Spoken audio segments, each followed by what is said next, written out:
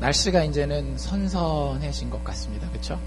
낮에 조금 힘든 거 빼놓고, 낮에도 근데 뭐 많이 나아졌죠. 낮에 조금 힘든 거 빼놓고는 날씨가 참 많이 좋아져서 가을이 이제 다 됐구나. 밤에는 좀 추우시지 않으세요? 주무실 때 이불 안 덮으면 좀 쌀쌀하더라고요. 그래서 하나님이 참 신실하구나라는 생각을 해요.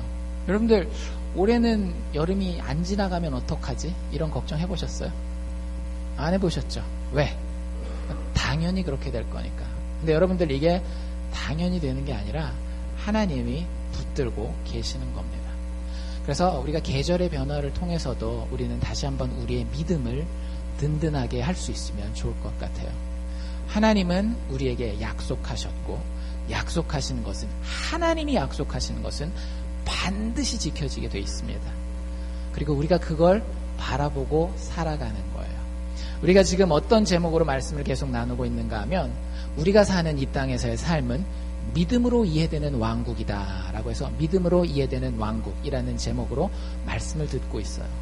잘 생각해 보세요. 우리가 다른 건 참 잘 믿어요. 여름이 끝나면 반드시 시원한 가을이 올 것이다. 믿잖아요. 어떻게 알아요? 가을을 본 적 있어요? 가을이랑 만나가지고 계약서 썼어요? 너 여름 끝나면 8월 중순 되면 반드시 와야 돼? 이런 적 없잖아요. 하지만 가을은 늘 우리에게 약속을 어기지 않고 찾아옵니다. 그렇다면 그 가을을 만드신 하나님은 얼마나 더 신실하시고 약속을 잘 지키시겠어요. 그분 우리에게 약속하셨습니다. 내가 너를 위해서 모든 것을 완전하게 완성해 놓았다라고. 과거 시제라고 제가 말씀드렸죠. 그리고 우리는 그것을 믿음으로 이 땅에서 살아가면 되는 겁니다. 믿음으로 이해되는 왕국을 사는 사람들을 우리는 크리스찬, 기독교인이라고 부른다라고 말씀드렸어요. 그래서 그리스도인은 이런 사람들입니다. 하나님의 완성된 미래를 오늘의 현실의 삶에서 사는 사람들입니다. 그러면 현실만 바라보고 사는 사람들하고 완성된 미래를 바라보는 사람들하고 삶의 방식이 똑같을 수 있을까요? 아니면 반드시 다를 수밖에 없을까요? 다를 수밖에 없죠. 다를 수밖에 없는 거예요. 여러분들 어떤 남자가 군대에 갔습니다. 근데 너무 힘들어요.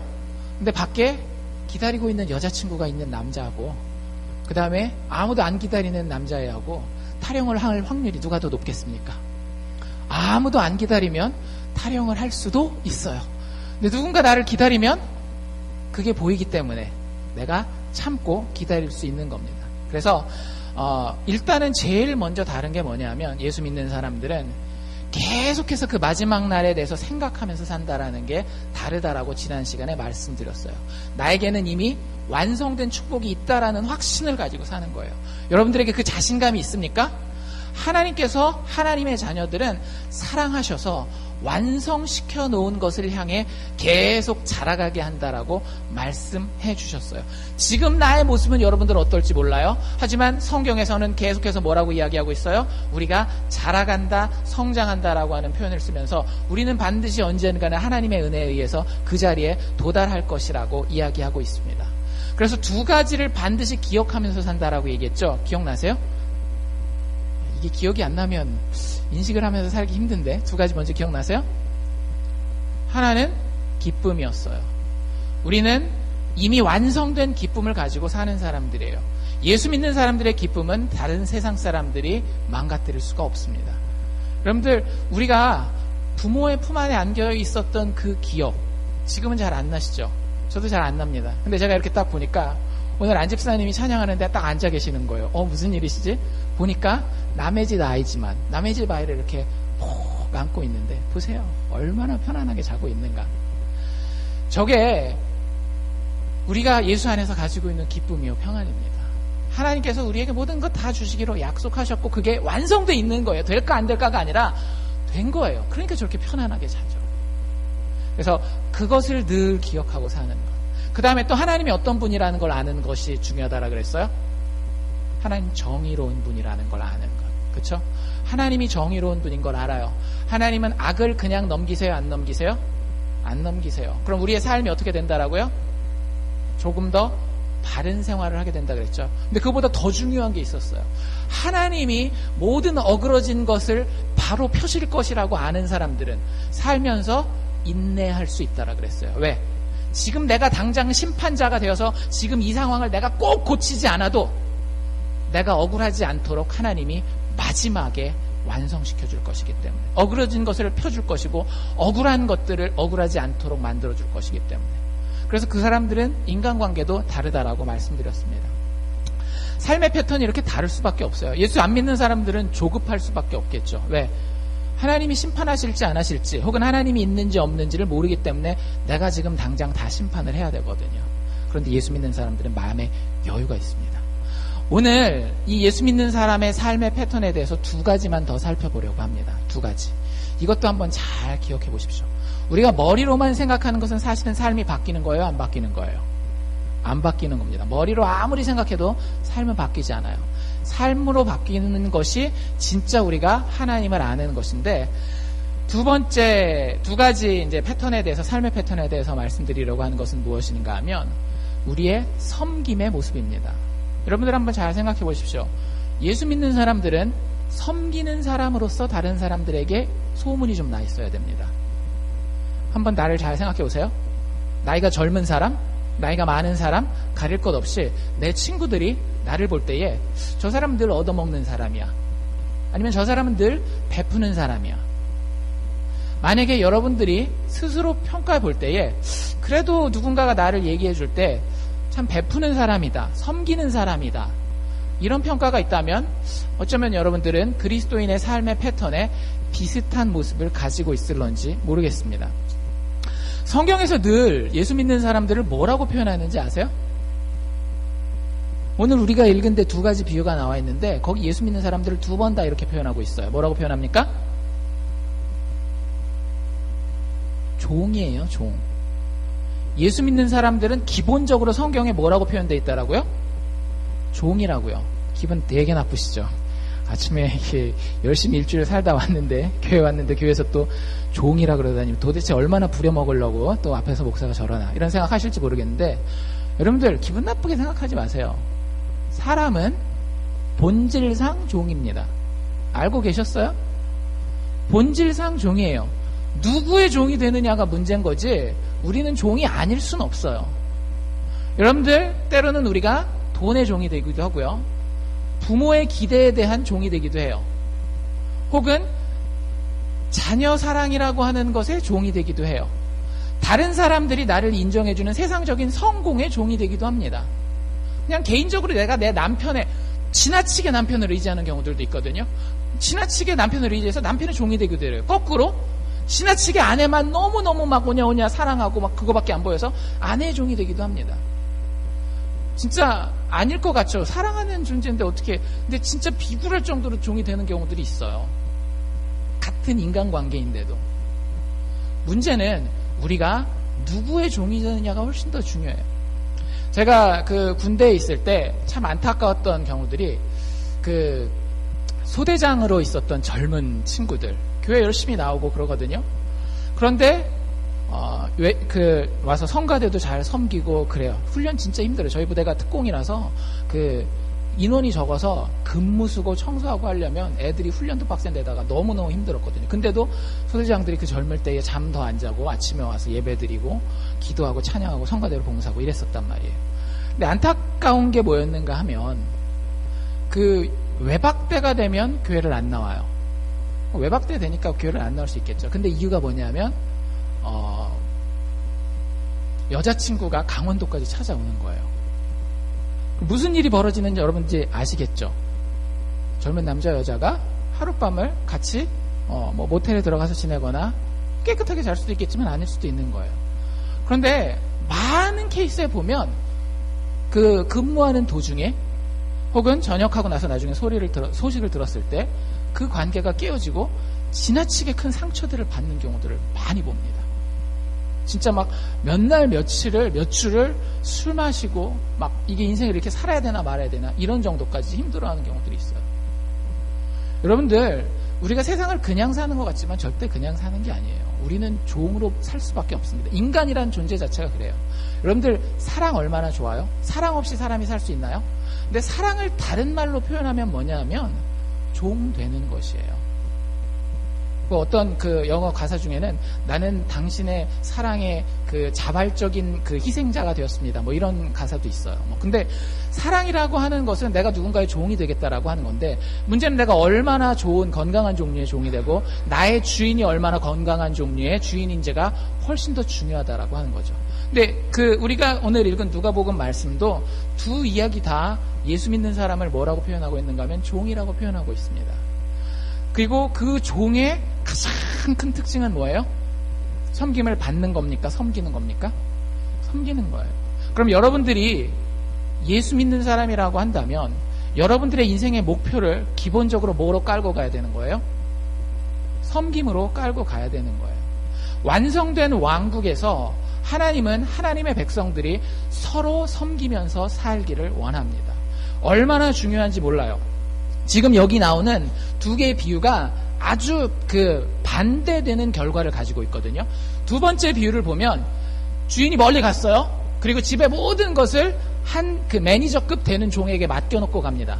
근데 이 종은 어떻게 했어요? 두 번째 비유에 보면 42절부터 쭉 나와 있는 비유에 보면 주인이 늦게 올 거라고 생각하고 자기 마음대로 사는 거예요. 그래서 자기가 섬겼나요? 자기가 섬김을 받았나요?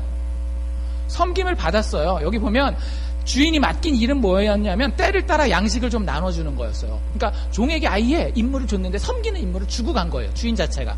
그런데 섬기지 않고 주인이 언제 오겠어? 늦게 올 것 같아. 자기 마음으로 그러면서 다른 사람들 때리고 먹고 마시고 취하면서 그거 다 누구 보고 가지고 오라 그랬어요? 자기가 직접 가가지고 찬장에서 먹을 거 꺼내가지고 그거 먹고 취하고 그랬겠어요? 아니에요. 너 안 가지고 와? 팍 때리면서 가지고 와! 이래가면서 늘 다른 사람의 섬김을 받는 종으로 살았습니다.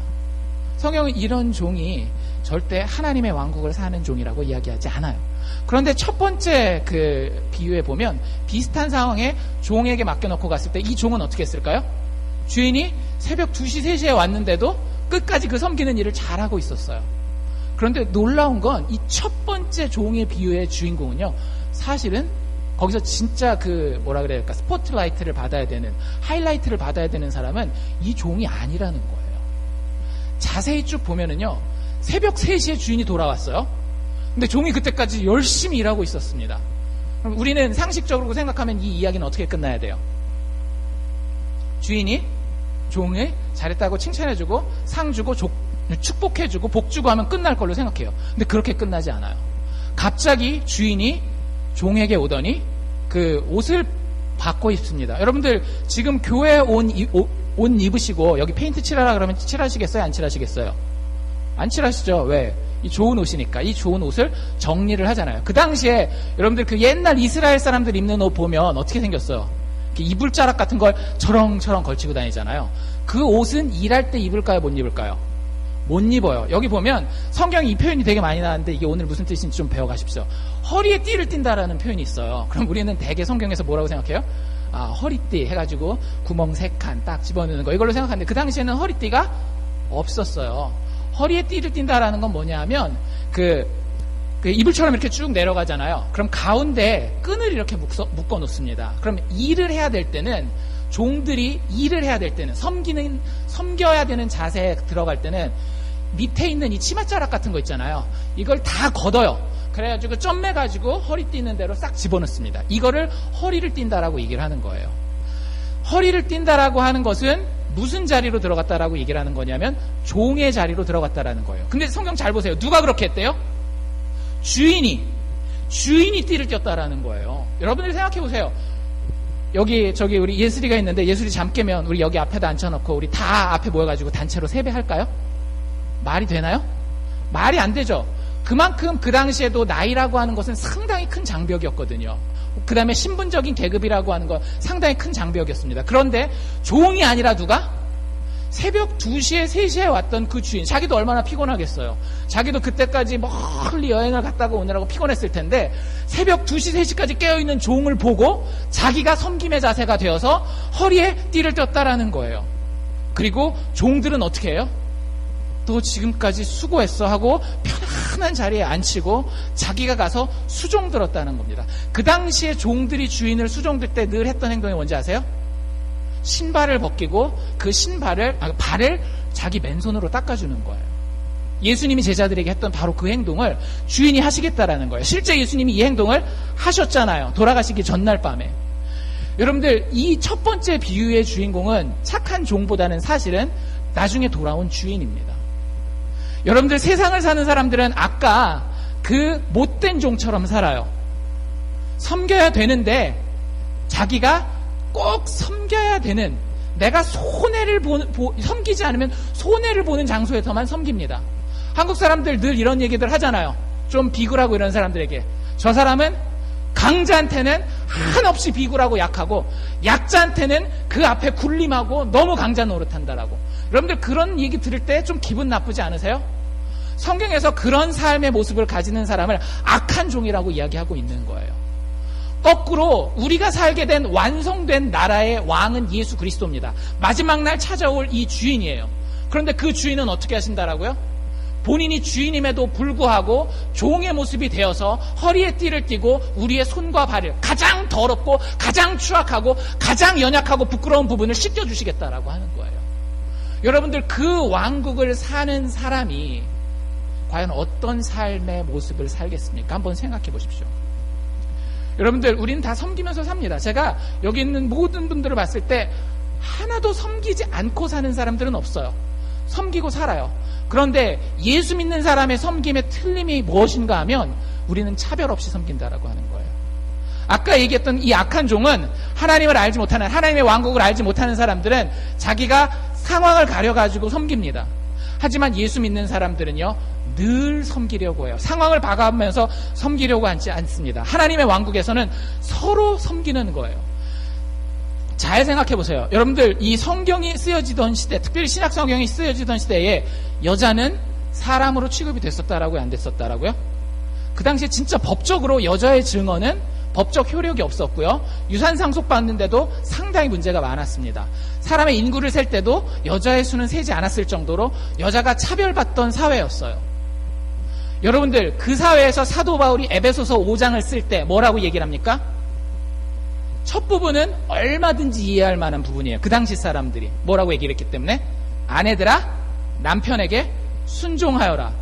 당연히 섬기는 거지. 그 사람이 그 사람 섬기는 거는 당연한 거니까. 그런데 그 뒷부분은요, 사실 그 당시의 사람들이 이해할 수가 없었습니다. 로마 문화라고 하는 것은 여자는 사실은 소모품이었어요. 그냥 좋으면 결혼하고 아니면 같이 살고 애 낳고 필요 없으면 내버리는 거였단 말이에요. 그런데 그 사회에서 사도 바울이 남자들에게 여자에게 어떻게 대하는지를 이야기할 때에 그리스도께서 죽기까지 교회를 사랑하신 것처럼 너희 가서 너희 아내들을 사랑하라고 이야기를 하는 거예요. 서로 섬기라고 하는 겁니다. 차별이 없어요. 세상에서 이런 사람은 섬겨야 되는 사람, 이런 사람들은 좀 덜 섬겨야 되는 사람, 그런 기준이 있다라고 한다면 예수 믿는 사람에게는 그 기준이 없어요. 왜? 예수께서 그 기준으로 우리를 섬기셨다면 우리 가운데 구원받을 사람이 있을까요? 없을까요? 없어요. 우리 가운데 하나님의 축복을 받을 사람은 한 명도 없습니다. 하지만 예수께서는 그런 거 가리지 않고 차별하지 않고 우리를 섬겨주셨다라고 하는 거예요. 우리의 삶을 한번 잘 생각해 봅시다. 조금 어렵고 껄끄럽고 불편할 수도 있어요. 그래도 한번 생각해 봅시다. 왜? 성경이 우리에게 그렇게 도전하고 있으니까. 여러분들, 우리는 우리가 가지는 것 때문에 다른 사람을 섬기는 데에 혹시 장애물이 있지는 않습니까?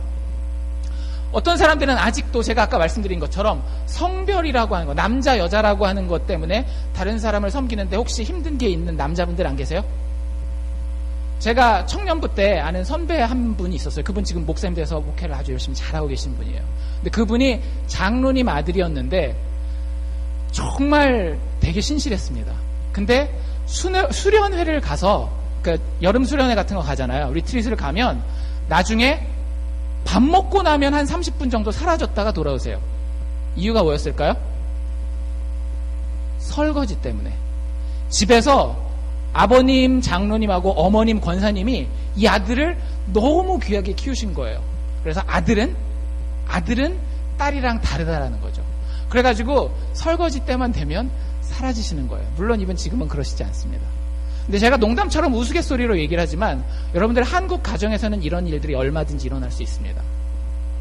남편들이 아내를 섬기는 데 있어서 내가 남자니까 하고 늘 섬김만 받으려고 하지 아니하고 나는 차별하면서 여자를 섬기는 데 게으르지 않습니까?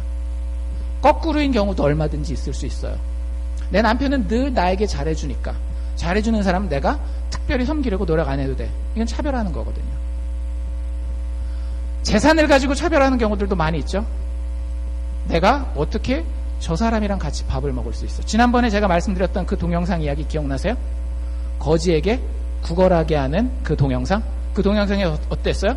거지가 돈을 받다가 갑자기 어떻게 해요? 주머니에서 돈을 꺼내서 가다가 오늘 날씨도 더운데 가다가 음료수나 사 먹으라고. 그랬을 때 사람들의 반응이 어땠다라고요? 자기가 돈을 줘서 거지를 돕는 거는 아무렇지도 않으면서 그 사람이 자기한테 돈 주는 것에 대해서는 막 욕하고 화를 막 내고 지나가잖아요. 여러분들 그게 비디오 동영상에 나와서 그렇지 거기 내가 찍혔었으면 우리 모습 어땠었는지 모릅니다.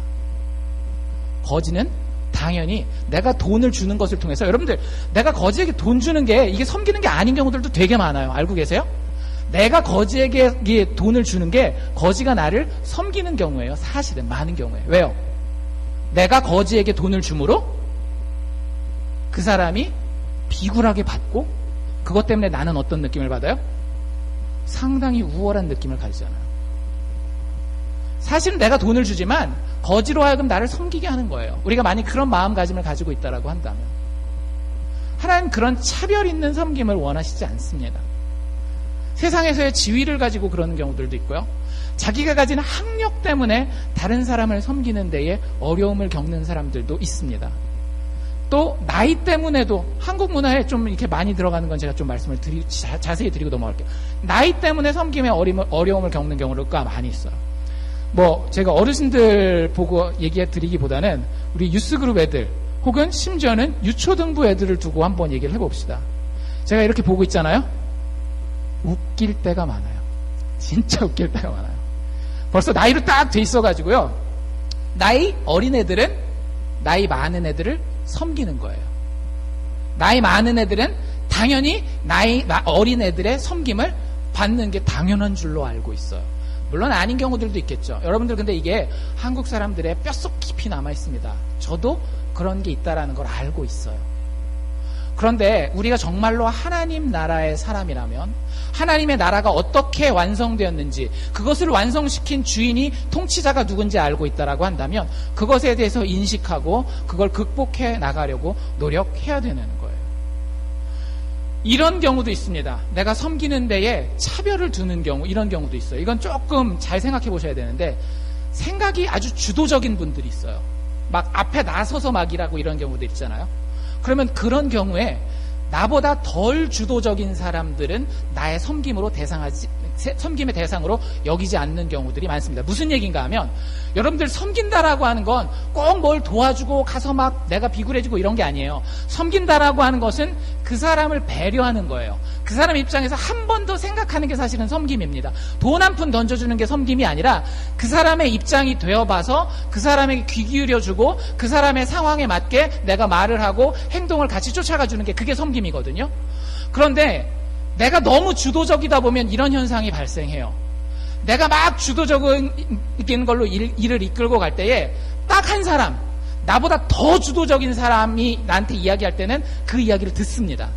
그런데 대부분의 주도적인 성격을 가진 사람들은 어떻게 될까요? 나보다 덜 주도적인 성격인 사람에 대해서는 그 사람 말에 귀를 기울이지 않아요. 그래서 성격이 우리가 다른 사람들을 섬기는 데에 차별의 벽으로 존재하게 될 때도 많이 있다라는 거예요. 한번 생각해 봅시오. 우리가 하나님의 왕국을 사는 데에 차별 없는 섬김을 해야 된다라고 하는 것은 자명한 사실입니다. 예수 그리스도께서 그러셨기 때문에. 그런데 문제는 우리는 다 내가 차별 없이 섬기고 있다라고 생각해요. 그런데 많은 경우에 성경에 좀 더 깊이 우리를 대봤을 때에 우리는 그렇지 못한 경우가 많이 있다라고 하는 거죠. 이 부분을 가지고 고민하시고 여러분들 한번 하나님 앞에서 성장하기를 소망해 보십시오. 하나님, 내가 다른 사람들을 섬길 수 있기를 원합니다. 그런데 정말로 차별 없이 섬길 수 있기를 원합니다. 저 사람이 신체의 장애를 가지고 있어도 내가 그 사람 위에 군림한 자로서 그 사람을 이렇게 뭐라 그래야 될까 너는 당연히 도움을 받아야 될 사람, 이런 식으로 다른 사람을 섬기는 것이 아니고, 그 사람이 나보다 말을 좀 못한다라고, 그 사람이 나보다 가진 게 좀 없다라고, 그 사람이 나보다 능력이 좀 덜하다고 그 사람을 무시하는 것이 아니라 내가 죄인 되었을 때에, 하나님의 원수 되었을 때에 하나님이 나를 아무 조건 없이 사랑하시고 배려하시고 나를 섬겨주셨던 것처럼 내가 그 사람을 섬길 수 있는지, 내 주변을 섬길 수 있는지를 한번 돌아보자라는 얘기예요. 이게 예수 믿는 사람의 삶의 패턴입니다. 마지막 한 가지는 진짜 민감한 문제예요. 제가 예고를 드렸는데, 남자 제자반에서도 예고를 드리고 지난주 설교 때도 간단하게 예고를 했는데, 돈에 대한 이야기입니다. 예수 믿는 사람들은 돈과 관련해서 다르게 살아가요. 아낌없는 너그러움 혹은 아낌없는 베품이라고 하는 특징을 보여주게 되어 있습니다. 여러분들 너그러우십니까? 베풀고 주고 사십니까? 대답 안 하셔도 돼요. 속으로만 대답하시면 됩니다. 근데 대부분 우리는 어느 정도는 베풀고 살아요. 그러지 않으세요? 이 설교는 사실은 우리에게 필요 없는 설교예요. 왜? 우리는 대부분 많이는 아니더라도 조금씩은 최소한 베풀고 사니까. 그런데 성경에서 예수 믿는 사람들에게 원하는 베풀음은 그런 베품이 아니라는 것을 아셔야 됩니다. 성경에서 예수 믿는 사람들에게 원하는 베품과 너그러움은 정말로 과격한 것이에요. 아낌이 없어야 돼요.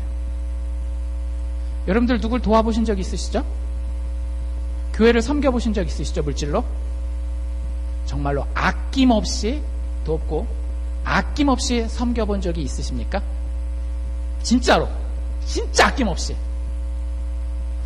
여러분들 제 말이 아니라 성경의 이야기예요. 33절에, 여러분들 32절에 어떻게 시작했었죠? 하나님이 하나님 백성들에게 선물로 뭘 준다라고 얘기를 하셨어요. 하나님의 나라를 주신다라고 얘기를 했었죠. 얘기가 32절에 나와 있거든요. 하나님이 너희들을 사랑하셔서 너희에게 나라를 주셔 라고 이야기하자마자 33절에 바로 나오는 이야기가 뭔지 아세요? 재산 다 팔아. 제 얘기가 아니라 예수님이 직접 하는 거예요. 하나님 나라를 내가 너에게 줬거든? 재산 다 팔아? 가난한 사람들을 도와줘. 이게 성경이 예수 믿는 사람들에게 하는 도전입니다. 이런 도전 받아보셨어요? 성경 볼 때 이건 어디 썼나요? 제 말이 아니라 예수님이 직접 하신 얘기예요. 여러분들 깊이 도전하십시오. 제가 말을 많이 하는 건 별로 중요하지 않아요.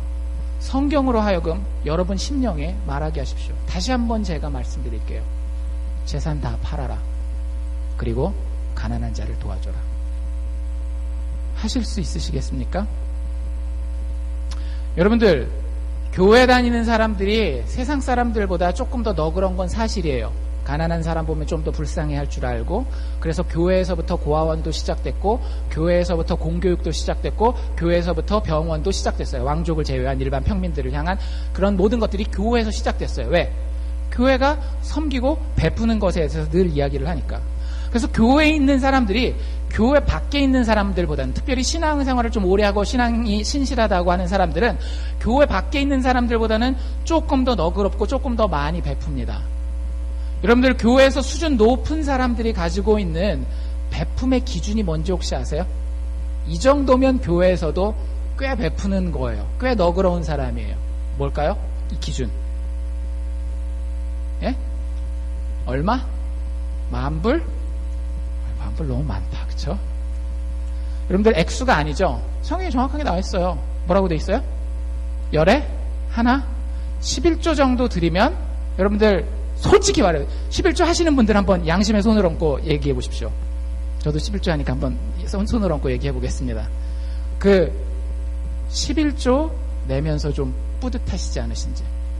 내가 이 정도는 100% 뿌듯하시죠? 그쵸? 뿌듯한 게 정상이에요. 이것도 안 뿌듯하면 뭐 사람이 아니죠. 완전히 성인 군자죠. 내가 적어도 내가 버는 돈의 10분의 1을 하나님 앞에 들여서 교회가 선한 일 하는데, 가난한 사람들을 돕고 영적인 일을 하는데 쓰게 하는데, 그 정도면 내가 많이 베풀지, 이렇게 생각을 해요. 근데 여러분들 11조 이야기가 어디 나오는 이야기입니까? 신약 성경에 나오는 이야기예요? 구약 성경에 나오는 이야기예요? 구약 성경에 나와요. 신약 성경에 나오면 11조 얘기가 안 나오진 않습니다. 예수님이 바리새인들을 혼낼 때 얘기해요. 뭐라고? 니들 11조 드리긴 하지만 마음의 11조는 안 드리잖아. 이런 얘기에서 나와요. 박하와 회양과 모략의 11조는 드리지만 너희들의 마음의 11조는 하나님 앞에 드리지 않는다라는 그런 이야기를 해요. 여러분들, 구약에서 열에 하나 드리는 것을 우리가 물질 쓰는 기준으로, 물질을 베푸는 기준으로 이야기하고 있습니다. 근데 여러분들 구약은 뭐예요? 신약의 그림자예요. 상당히 너그러운 겁니다. 솔직히 말해서 여러분들 버는 거에 10분의 1을 매월 교회가 아니라 교회 안 해도 돼요. 가난한 사람들한테 10분의 1 드릴 수 있겠어요? 진짜 양심의 손을 얹고 그럴 수 있겠냐고요. 만약에 그걸 한다라고 한다면 그 사람은 상당히 너그러운 사람이에요. 상당히 많이 베푸는 사람이에요. 그런데 성경은 예수 그리스도를, 하나님의 아들을 죄인들에게 선물로 주면서 그 선물을 받은 사람들의 기준은 11조가 아니라고 분명히 얘기를 하는 거예요. 11조는 단지 뭐에 불과하다라고요? 그림자에 불과하다라고요. 11조 하는 게 마음에 뿌듯하지 않다라는 얘기가 아닙니다. 나쁘다라는 얘기가 아니에요. 그게 우리를 만족시킨다라고 한다면 그게 문제가 있다라고 하는 거예요. 예수님의 기준은 뭐라고요? 재산을 다 팔으라니까요. 재산을 다 팔아서요, 가난한 사람들을 도와줄 만큼 너그러우라는 거예요. 11조는 진짜 약과예요. 11조는 어디서 내는 거예요? 내가 버는 거에서 내면 됩니다. 그렇죠? 자기가 기존에 가지고 있던 자산은 건드려요, 안 건드려요? 내 뱅크 어카운트랑 내 집이랑 차랑 이런 건 안 건드려요. 뭐만 생각하면 돼요. 내가 조금 너그럽다라고 생각하려면 앞으로 들어오는 수입에서 내가 100만 불 벌면 10만 불 그래도 드리지, 10만 불 벌면 10,000불 드리지, 10,000불 드리면 1,000불 드리지. 자기가 최소한 뭐는 남겨놓은 거예요? 자신의 안전지대, 피난처는 남겨놓은 거예요. 그런데 예수님은, 성경은 우리에게 그렇게 이야기하고 있지 않더라고요. 뭘 팔으라고요? 네 수입이 아니라 뭘 건드리라는 거예요? 자산을 건드리라는 거예요. 예수 믿는 사람들은요, 절대 안전지대를 살아가는 사람들이 아닙니다. 여러분들 하나님 그렇게 만만하게 보이세요? 나의 안전지대 딱 남겨놓고 안전지대에다가 충분히 발을 딛고 난 다음에 하나님은 나를 도와줄지 안 도와줄지 모르니까 내가 믿어요, 천국은 가야 되니까 믿어요, 죽은 다음에 지옥은 보내지 마세요, 하나님 믿어요, 발 살짝 얹어보고 10분의 1 정도 얹어봤으니까 다시 뺄게요. 하나님 절대 그렇게 가벼운 분이 아니에요. 하나님 우리의 모든 것을 원하십니다. 왜? 모든 것을 이미 주셨기 때문에. 사도 바울도 같은 가르침을 주고 있어요. 사도 바울이 그 에베소 교회를 돕고 마지막에 떠날 때에 하는 말이 이겁니다. 너희 아는 바 이 손으로 나와 내 동행에 쓰는 것을 다 감당하여서 범사에 너에게 모범을 보였다, 이렇게 얘기를 해요. 무슨 얘기냐면 에베소에 꽤 오랫동안 사도 바울이 머물러서 교회를 했거든요. 그런데 거기서 에베소 교회에서 많이 서포트를 안 받아요. 왜냐하면 가난한 사람들이 많았었던 것 같아요. 오히려 빌립보 교회나 다른 데서 서포트를 받았습니다. 그리고 자기는 어떻게 해요? 밤에는 그 성경을 가르치고 낮에는 텐트 만드는 일을 해요, 직접. 그렇게 해서 일을 하면서 그렇게 한 이유가 뭐냐 하면 내가 너희에게 물질을 어떻게 쓰는지를 보여주려고 한 거였다. 사도 바울이 그 물질을 벌어가지고 어떻게 했을까요? 자기가 낮에 일한 거 가지고 자기 생활비 할 뿐만 아니라 여기 뭐라 그랬어요?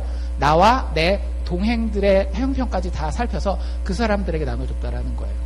아마 우리의 형편보다는 훨씬 어려웠을 것 같아요, 사도 바울이. 왜? 밤에는 목사님하고 낮에는 나가서 텐트 공장 근로자로 일했으니까. 그럼에도 불구하고 자기 생활 다 책임지고 다른 사람의 도움까지 생각해가면서 도왔다라는 거예요. 그러면서 예수님의 말씀을 인용합니다.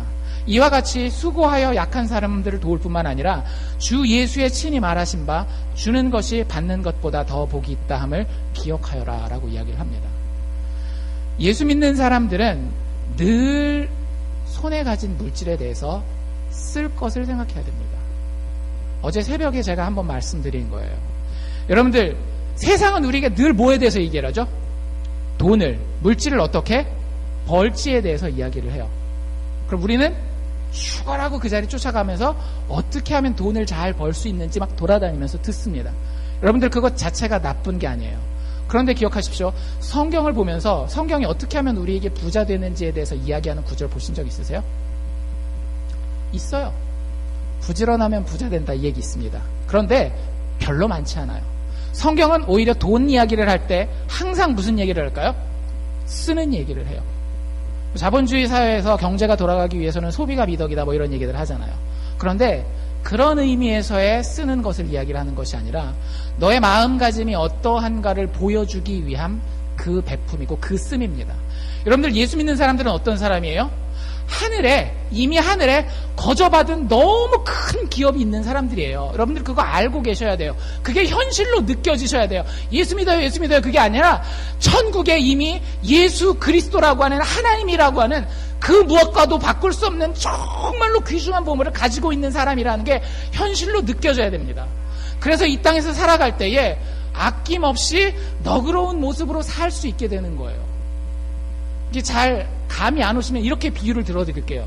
여러분들 인터넷 쇼핑 가끔 하시거나 아니면은 아예 그 백화점에 나가서 쇼핑을 하시잖아요. 그럼 이 사람이 은행 잔고가 얼마 있는지를 금방 알 수 있습니다. 은행 잔고가 좀 있는 사람들은 어떻게 해요? 인터넷 쇼핑할 때 마음에 드는 게 있으면 바로 클릭, 지름신이 바로 임하신단 말이에요. 이거 몇 불 안 하네. 클릭. 가서도 어떻게 해요?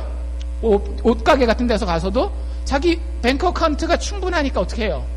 돈을 쓴단 말이에요. 쉽게 써요. 여러분들 예수 믿는 사람들은 뱅크 어카운트에 돈을 가진 것보다도 더 큰 것을 소유한 사람들이에요. 그러면 이 세상에서 우리가 가진 돈을 하나님이 원하시는 방식으로 쓰는 데에 별 문제와 두려움이 없게 됩니다. 문제는 뭐냐 하면 우리 마음 가운데에 다른 마음이 있다라고 하는 거예요. 하나님은 우리에게 이만큼의 아낌없는 베품을 원하시는데 우리의 마음은 그 돈을 나에게 꼭 붙들고 싶은 욕심이 있어요. 여러분들 이 욕심이 얼마나 큰 죄인지 잘 모르시죠? 성경에 간음이나 도적질이나 분노에 대한 이런 그 죄에 대한 언급보다도 욕심에 대한 언급이 정말 많이 나와 있어요. 우리가 인식을 못해서일 뿐이지. 게다가 이 욕심이라고 하는 죄는 정말로 사람이 인식하기가 너무 힘듭니다. 여러분들 죄를 고백하는데 이런 죄는 고백하죠. 제가 남의 걸 훔쳤어요. 이런 죄는 고백할 수 있을 것 같아요. 제가 다른 사람 때렸어요. 혹은 내가 사기를 쳤어요. 내가 말을 잘못해가지고 다른 사람한테 상처를 줬어요. 이런 죄는 고백하기가 쉬워요. 근데 이렇게 죄를 고백하는 사람 본 적 있어요? 제가 욕심이 너무 많아서 저를 위해서만 돈을 너무 많이 쓰는 것 같아요. 저를 위해서만 돈을 너무 많이 모아두는 것 같아요. 이렇게 죄를 고백하는 사람 본 적 있습니까? 저는 못 봤는데요. 저한테 와가지고 이렇게 제가 목회하다 보면 신방도 하고 상담도 하다 보면 다른 이런 종류의 죄는 많이 해요. 아내한테 제가 이렇게 잘못했습니다. 자식한테 이렇게 잘못했습니다. 뭐 이런 죄 고백은 많이 하는데 제가 욕심이 많아가지고 저를 위해서만 돈을 많이 모아놨어요. 제가 욕심이 많아가지고 저를 위해서만 돈을 썼어요. 이런 사람은 거의 본 적이 없어요. 여러분들 그만큼 욕심이라고 하는 죄는 상당히 위험한 죄입니다. 대부분의 사람들이 사실은 이 죄를 가지고 있는데 대부분의 사람들이 인식하지 못하는 죄예요. 그래서 예수님이 그렇게 자주 언급하는 겁니다. 니들 그거 있어. 인정이 안 되는데 분명히 있거든요.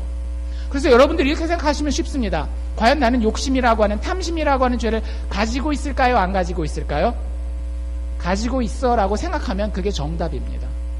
나이에 많고 적음에 상관없이 재산에 많고 적음에 상관없이 욕심, 탐심이라고 하는 죄는 반드시 누구에게나 있는 것이에요. 그럼 잘 생각해 보세요. 얼마나 우리가 하나님으로부터 멀어요. 하나님은 어때요? 모든 거 다 팔으라는 거예요. 자기 안전지대도 남겨놓지 말고 물질 다 내려놓고 하나님 앞에 나오라는 거예요. 그렇게 주고 섬기라는 거예요. 그런데 우리는 어때요? 나도 알지 못하는 사이에 그걸 아귀아귀 쥐고 다른 사람과 나 자신까지도 속여가면서 그걸 내 품에 품고 나를 위해서만 쓰려고 한단 말이에요. 여러분들 거기 어떻게 소망이 있겠습니까? 그 폭이, 그 갭이, 그 계곡이 너무나 깊어서 사실 인간은 하나님의 축복으로부터 하나님의 좋은 것들로부터 너무나 멀리 떨어져 있는 존재들입니다. 인생을 살면서 힘드시죠? 어려운 것들이 있으시죠? 미국 땅에 살면서 말 때문에도 힘들고 경제적인 상황 때문에도 힘들고 인간관계 때문에도 힘들죠? 여러분들 그게 당연한 거라고요. 하나님과 우리가 이렇게 먼데 우리가 어찌 안 힘들 수가 있겠어요? 우리의 유일한 소망은 그 하나님이 우리에게 다가와 주는 것밖에 없습니다. 내가 아무리 노력해도 사실은 이 갭이 줄어들지 않아요. 하나님이 공평과 정의 심판자로서 우리의 삶에 지금 현재 찾아왔을 때에 우리 가운데 축복 가운데 거할 수 있는 사람은 아무도 없다라고 하는 거예요. 여러분들 집을 사잖아요. 차를 사잖아요. 책을 사잖아요. 옷을 사잖아요. 음식을 사고 가전제품을 삽니다. 자식을 위해서 돈을 씁니다. 성경은 이것에 대해서 뭐라고 얘기를 할까요? 그것 자체를 나쁜 것이요 죄라고 이야기하진 않아요. 하지만 분명히 이렇게 얘기를 합니다. 너희들 집을 위해서 돈을 썼지? 너희들 차를 위해서 돈을 썼지? 음식을 위해서 돈을 썼지? 공부를 좋아하는 너 같은 사람은 책을 위해서 돈을 썼지? 예쁜 걸 좋아하는 너는 옷을 위해서 돈을 썼지? 편리함을 좋아하는 너는 가전제품, 컴퓨터, 텔레비전을 위해서 돈을 썼지? 자식을 그렇게 사랑하는 너는 자식을 위해서 돈을 썼지? 그리고 나서 34절에 이렇게 얘기합니다. 그런데 너희 보물 있는 곳에 너희의 마음이 있어. 성경 그걸 일단 죄라고 단번에 이야기하진 않아요. 그런데 과연 그것들이 돈이라고 하는 것은요, 사실은 뭐냐면 돈 자체가 죄는 아니에요. 성경도 돈을 사랑함이 일만하게 뿌리라 그랬지 돈을 죄라고 이야기하진 않습니다. 그런데 돈이라고 하는 것은 어디에 우리의 우상신이 있는지를 보여주는 분명한 잣대예요. 분명한 기준입니다. 여러분들이 진짜 하나님을 섬기고 있는지 다른 것을 섬기고 있는지는 여러분들 돈의 흐름을 보면 정확하게 알 수 있어요. 하나님이 기뻐하시는 곳에 여러분들의 돈이 흘러가고 있는지, 아니면 나를 만족시키고 나를 안정감 있게 하고 나를 돋보이게 하는, 내가 뭔가 성취할 수 있도록 하는 그곳에 돈이 흘러가고 있다면 돈이 있는 곳에 우리 마음이 있는 거예요. 그것이 우리의 우상신이 되는 것입니다. 여러분들 집을 왜 가지기를 원해요? 여러분들 사실 집이라고 하는 게 미국에 이제 살아보시니까 아시겠지만 알칸사만 해도 쉽지 않잖아요. 소유하기에 누구나 다 소유할 수 있는 겁니까? 그렇진 않아요. 20년씩 30년씩 한 달에 몇천 불씩 막 돈을 갚아가야 되는 거란 말이에요. 거기로 우리의 돈이 흘러갑니다. 근데 잘 한번 생각해 보십시오. 집이 나에게 안정감을 줘요. 내가 하나님 없어서는 살아도 집 없이 매달 렌트 내는 그 삶은 못 살겠어. 그래서 나는 그 집에 매달 몰기지 돈을 몇천 불씩 내야 돼. 여러분들 그렇다면 그 돈은 나의 마음이 어디 있는 걸 얘기를 하는 거예요? 하나님이 아닌 집을 통한 안정에 내 마음이 있다는 걸 보여주는 거예요. 차도 마찬가지고요. 음식, 옷 이런 것들은 내가 음식을 잘 먹고 옷을 예쁘게 입음으로 인해서 얻게 되는 쾌락이 있어요. 즐거움이 있단 말이에요. 즐겁지 않으세요? 음식 잘 먹으면 기분 좋잖아요. 남자도 그렇고 여자도 그렇고 옷을 잘 입으면 어때요? 뽀대나고 기분 좋잖아요. 내 돈이 글로 흘러가요. 그런데 하나님이 원하시는 곳을 향해서 나의 돈이 어떻게 쓰여져야 될지에 대해서는 전혀 생각을 하지 않고 있어요. 그럼 뭘 보여주는 거예요?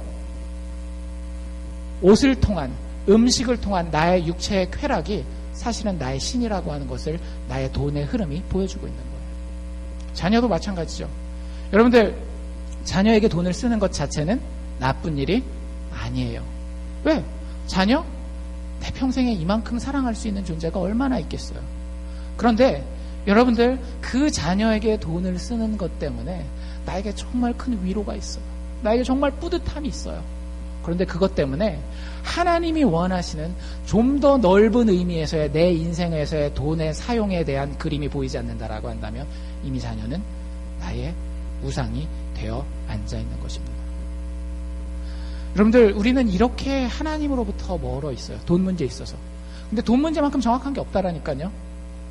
다른 거 가지고 저는 주일날 한 번도 안 빠졌는데요. 훈련 받는 것도 다 봤는데요. 봉사하는 것도 한 번도 빠진 적이 없는데요. 근데요, 여러분들 그것도 다 좋은 기준이에요. 근데 정확하게 돈이 가장 정확한 기준입니다. 물질이. 한번 솔직하게 가슴에 얹고 성경의 도전을 받아들여 보십시오. 너희 보물 있는 곳에, 너의 물질이 있는 곳에, 너의 캐시의 흐름이 있는 곳에 너의 마음이 있다라고. 여러분들 이 상황 그냥 두실래요? 하나님은 높은 곳에 완성된 나라와 축복을 가지고 계시지만 나는 저 바닥에 처박혀서 여전히 나 혼자 이 외로운 싸움을 언제 죽을지 모르는 그 죽음의 날까지 힘들게 살아가는, 그게 10년이 될지 20년이 될지 60년이 될지 이 상황 그대로 살아가실래요? 여러분들 그렇게 사셔서는 안 돼요. 그 삶은 살만한 가치가 있는 삶이 아닙니다. 많은 실존주의 철학자들이 그래서 자살했어요. 니체라든지 해밍웨이 같은 소설가들이 다 실존주의 철학가였거든요. 너무나 좋은 것들이 있다라는 건 알아요. 그런데 내가 어떤 존재인지도 아는 거예요. 진짜 똑똑한 사람들은 자기 목숨을 끊기 쉬워요. 사람들이 그래서 이걸 바꾸려고 노력합니다. 제일 일반적으로 하는 게 뭘까요? 이걸 바꾸기 위해서 일반적으로 하는 일이 자기의 의지에 호소하는 거예요. 내가 이걸 반드시 바꿔야만 해. 돈을 꼭 이렇게 쓰는 게 좋은 게 아니라 이렇게 쓰는 게 더 좋다라고 하니까 내가 꼭 이렇게 해야 돼. 내가 꼭 이렇게 해야 돼. 여러분들 이래가지고 성공한 거 얼마나 있으세요?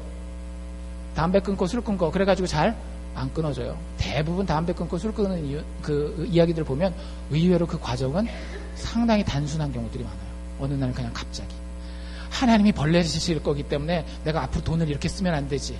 여러분들이 아무리 내 의지를 가지고 그걸 내 모습을 바꿔보려고 해도 하나님의 거룩함에 절대 다가갈 수 없습니다. 어떤 사람은 이렇게 감정에 호소하는 사람도 있어요. 저 불쌍한 사람들을 봐. 그래도 나는 먹을 밥이라도 있고 입을 옷이라도 있잖아. 그러니까 저런 사람들 도와야지. 여러분들 결국엔 누가 제일 불쌍하게 보일까요? 내가 제일 불쌍하게 보여요. 내가 제일 불쌍하게 보여요. 그럼 결국 돈은 다시 누구한테 돌아와요? 나한테 돌아오는 거예요. 여러분 돈을 남을 위해서 쓴다라고 하는 게 쉬운 일이 아닙니다. 내가 아무리 바락바락 의지력을 발휘해도 되지 않고요. 내가 아무리 다른 사람을 불쌍하게 감정적으로 여기려고 해도 여겨지지가 않아요. 그만큼 우리는 내가 똘똘 뭉쳐서 중심이 돼 있거든요. 또 지식에 호소하는 경우가 있어요. 자, 생각해봐. 이렇게 돈을 쓰면 이런 의미 있는 일이 있지 않겠어? 막 생각합니다. 여러분들 지적인 만족도 결국에는 나의 돈의 흐름은 바꿔놓지 못해요. 하나님이 우리에게 주시기 원하는 축복이 분명히 있습니다. 하나님이 우리에게 약속하신 좋은 것들이 분명히 있어요. 돈을 뛰어넘어서는, 어쩌면 돈을 포함하는 하나님의 좋은 약속이 있습니다. 그럼에도 불구하고 우리의 의지와 감정과 지식이 아무리 호소하여도 우리는 거기에 다가갈 수 있도록 우리 스스로를 바꿀 능력이 없는 거예요. 포기해야 할까요? 여러분들 우리에게 여전히 한 가지 희망이 있습니다. 은혜입니다. 사도 바울이 에베소 교회를 떠날 때에 너희들 돈을 이렇게 써야 돼. 주는 것이 받는 것보다 훨씬 더 복되다 그랬어. 라고 이야기하고 갈 때에 이렇게 얘기를 하고 갑니다. 그런데 니들 의지력으로 안 될 거 알아. 니들이 아무리 눈물 찔찔 짜고 감동받아도 그렇게 돈 안 쓸 거 알고 있어. 니들이 아무리 공부를 많이 해서 돈은 이렇게 써야 된다라고 성경 공부를 100날을 해도 안 될 거 알고 있어. 그래서 내가 너희를 그리스도의 은혜의 말씀에 부탁하고 간다 라고 이야기를 하고 있어요. 하나님의 은혜의 말씀이 사람을 바꿉니다. 사람을 바꾸는 것은 그 사람의 의지도 아니에요. 그 사람의 감정도 아니에요. 그 사람의 지식도 아니에요. 사람을 바꾸는 것은 하나님의 은혜입니다. 여러분들 하나님이 정말 좋으십니까? 하나님이 나에게 얼마나 큰 대가를 치르셨는지, 그래서 내가 이미 얼마나 부유한 부자인지가 느껴지세요? 그러면 여러분들 돈의 흐름이 자유롭습니다. 나를 위해서도 써요. 나를 위해서 안 쓴다라는 얘기가 아니에요. 나를 위해서도 쓰지만 하나님이 원하시는 대로 나의 돈이 자유롭게 흘러다녀요. 그리고 내가 그 써야 될 돈이 있을 때 하나님 어떻게 하시겠어요? 채우시는 거예요. 그게 성경적인 물질의 그 원리입니다. 다른 모든 보물, 여러분들이 쫓아다니는 보물, 그게 자식이 됐건 비즈니스가 됐건 인간관계가 됐건 여러분들이 쫓아다니는 보물은 결국은 여러분들을 다스려요. 여러분들이 그 보물을 다스리는 게 아니라 그 보물이 여러분들을 다스립니다. 제가 아는 그 운동을 좋아하는 친구가 있었어요. 운동을 너무 좋아해요. 운동이 그 친구에게 보물이었어요. 운동선수를 하고 싶었습니다. 그런데 한국에서 엘리트 체육이기 때문에 축구선수를 하고 싶었거든요. 결국에는 거기 들어가지 못했어요. 그러니까 나중에 어떻게 될까요? 몸이 아프기 시작하더라고요. 되고 싶은데 안 되니까 사람이 마음이 아프면 어떻게 될까요? 몸이 아프는 거예요. 학교에서 2번이나 쓰러져가지고 심장이 아파가지고 쓰러져가지고 응급실에 실려갔어요.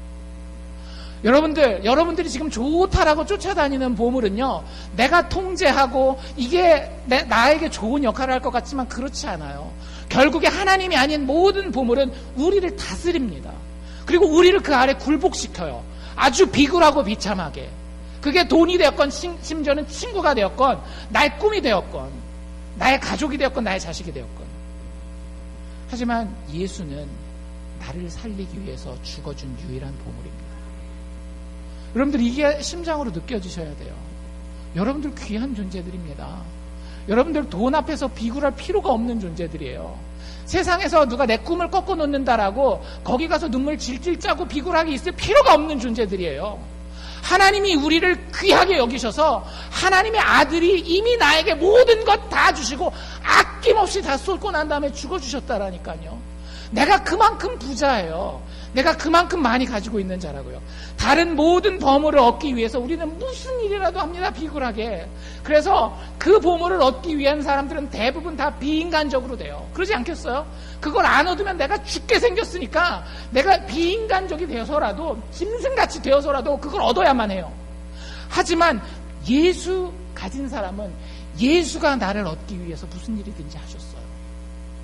내가 그 보물을 위해서 무슨 일이든지 비굴한 일이건 비인간적인 건 하는 게 아니라 이미 나를 위해서 예수께서 모든 일을 다 해주셨어요. 어떤 마음이 들겠어요? 난 참 존귀한 자구나 라고 하는 마음이 드는 거예요. 여러분들, 예수 믿는 사람들 사이에 인간관계에 어떤 사람들은 참 건강한 인간관계를 가지는 사람들이 있어요. 서로 봐도 당당한데 서로 간에 상처 주지 않고 무시하지 않고 서로 간에 너무 좋은 친구의 모습, 선배 후배의 모습, 부모 자녀의 모습, 남편 아내의 모습을 가지는 경우가 있어요. 하지만 어떤 사람들은 예수 믿음에도 불구하고 그 인간관계를 내가 상처받은 만큼 너에게 상처를 줄 거야. 네가 나를 무시한 만큼 나도 너를 무시할 거야. 네가 지금 그렇게 잘났어? 내가 잘난 다음에 두고 보자. 이렇게 삶을 살아가는 사람들이 있어요. 왜? 그것이 나에게 보물되었기 때문에. 하지만 예수 그리스도가 보물된 자는요, 내가 이미 많은 것을 가졌기 때문에 내가 상처받았을 때에도 참을 수 있습니다. 참아야지. 나의 의지력을 얘기하는 게 아니라는 걸 아셔야 돼요. 뭘 바라보는 거예요? 내가 이미 예수님 얼마나 괴롭혔는지를 보는 거예요. 예수님이 나에게 얼마나 참아주셨는지, 그리고 앞으로도 얼마나 참아주실 건지가 보이는 거예요. 마음이 너그럽습니다. 내 뱅크 어카운트에 100만 불, 수천만 불이 있는 거예요. 그래서 어느 정도 되는 것들은 넘어갈 수 있는 겁니다. 누가 나를 무시해도 그것조차도 나에게 큰 장애물이 되지 않아요. 얼마나 건강한 삶을 살 수 있는지 모릅니다. 예수님 여러분들 진짜 사랑하세요. 잘 생각해 보세요. 예수님이 하늘에서 못 가진 게 뭐가 있었을까요? 해도 주님 것이요, 달도 주님 것이요, 온 지구와 우리가 좋아하는 다이아몬드, 금반지 이런 거 다 예수님 거예요. 우리 같은 몸도 없기 때문에 배고플 일도 없고요, 아플 필요도 없어요. 아무것도 부족함이 없는 분이 예수님입니다. 그러면 도대체 왜 우리와 같이 육신을 입고 불편한 상태가 이 땅에 불편한 상태를 가지고 이 땅에 내려오셨을까요? 예수님이 가지지 못한 게 딱 한 가지 있었기 때문에 그런 거예요. 뭘까요? 여러분이에요.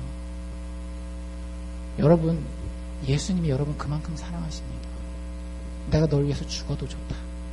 내가 다 가졌지만 너를 못 가졌기에 너를 사랑하고 너를 섬기기 위해서 내가 이 땅에 너와 같이 불편한 몸을 입고 너와 같이 눈물을 흘리며 너와 같이 육신의 고통을 당하고 그리고 네가 죽어야 되는 그 죽음과 네가 당해야 되는 그 수치를 내가 감당하여서 십자가에 달리겠노라 하고 예수님이 이 땅에 오신 겁니다.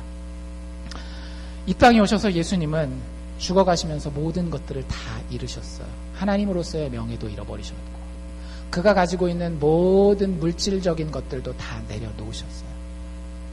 육신의 평안함도 쾌락도 다 떨쳐놓으셨습니다. 그 모든 것을 잃어버리신 이유가 여러분이라는 사실을 기억하실 수 있기를 바랍니다. 지금 당장 감동스럽지 않아도 돼요. 여러분들 감동이 그 사람을 변화시키지 않거든요. 근데 집에 가서 묵상해 보십시오. 내가 정말로 하나님 앞에서 그만큼 부자인지. 그러면 성령께서 역사하시고 살려주는 영혼은요, 분명히 그 얼굴이 다를 겁니다. 그 삶이 다를 것이고요, 하나님이 책임져 주실 줄로 믿습니다. 기도합시다.